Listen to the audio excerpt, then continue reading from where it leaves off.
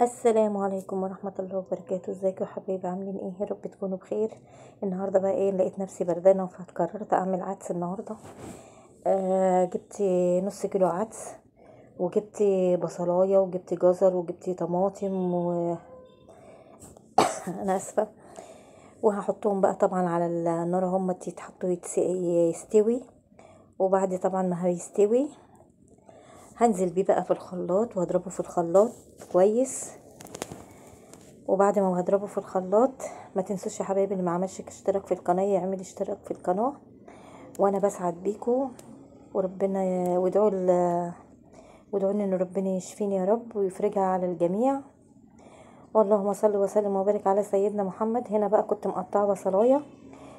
في ناس بتحمر البصلايه لوحدها والشعريه لوحدها، لا انا بحط ده مع ده، توفير طبعا في الحاجه يعني.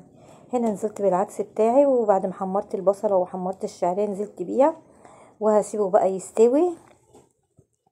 وكنت عامله جنبي منه بتنجان مخلل وكده. ويلا تعالوا كلوا معانا. اللهم صل وسلم وبارك على سيدنا محمد. هنا خلصت الكميه بتاعتي العدس بتاعي، ونزلت الشعريه، ونزلت بالبصلايه، وهسيبه بقى يستوي وياكل نفسه بنفسه. هقول لكم هنا بطشه زي الملوخيه يا حبايبي بالشعريه والبصل. اقول لكم يا حبايبي، مع الف سلامه وفي حفظ الله. سلام. ما تنسوش بقى اللي ما اشتركش في القناه يشترك في القناه. سلام.